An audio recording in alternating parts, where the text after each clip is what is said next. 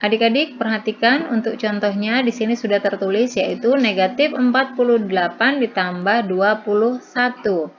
Nah, tadi kita sudah menemukan kata kunci yang akan kita gunakan untuk menyelesaikan bilangan yang lebih besar. Tadi di cara yang pertama kita menggunakan penulisan lambang bilangan negatif ataupun positif.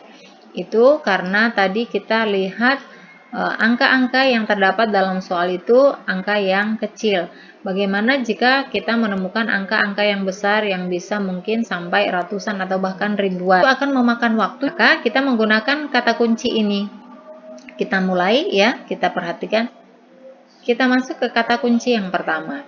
Tanda positif ataupun negatif mengikuti angka terbesar. Perhatikan di sini adik-adik, angka yang terbesar adalah negatif 48. Maka tandanya di sini kita mengikuti bilangan terbesar. Karena bilangan terbesarnya negatif 48, maka tanda di sini adalah negatif. Kemudian kita masuk ke kata kunci yang kedua, kurangkan bilangan terbesar dan terkecil. Maka selanjutnya kita kurangkan 48 dikurang 21. Hasilnya adalah 27. Soal yang kedua, 96 ditambah negatif 32. Kita ikuti di sini tanda negatif atau positifnya mengikuti angka terbesar. Angka yang terbesar adalah 96. Maka 96 ini adalah bilangan positif sehingga di sini adalah positif. Nah, jika angka terbesarnya positif, adik-adik tidak perlu menuliskan lambang positif. Nah, kemudian kurangkan bilangan terbesar dengan yang terkecil. Kita kurangkan 96 dikurang dengan 32. Hasilnya adalah 64. Masuk ke contoh yang ketiga.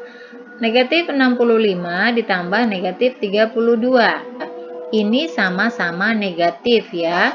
Maka kita masuk ke kunci yang ketiga. Jika tandanya sama maka dijumlahkan. Karena ini sama-sama negatif, otomatis di sini jawabannya adalah negatif. Kemudian jika tandanya sama dijumlahkan, maka kita jumlahkan 65 ditambah dengan 32.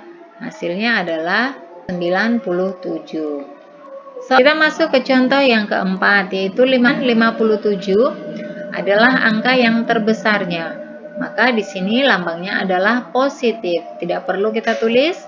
Kemudian kurangkan bilangan terbesar dan terkecil. Maka kita kurangkan 57 dikurang dengan 14. Hasilnya adalah 43. Soal yang kelima, 34 dikurang negatif 74. Nah, ini berbeda dengan soal yang sebelumnya. Di sini kita lihat ada negatif dan negatif. Nah, adik-adik perlu ingat, jika lambang negatif bertemu dengan negatif, maka itu berubah menjadi positif ya. Maka untuk penyelesaiannya kita pindahkan 34-nya terlebih dahulu. 34, kemudian ini tadi negatif ketemu negatif berubah menjadi positif, maka di sini menjadi tambah. Kemudian 74-nya kita pindahkan. Nah, sekarang menjadi 34 ditambah 74.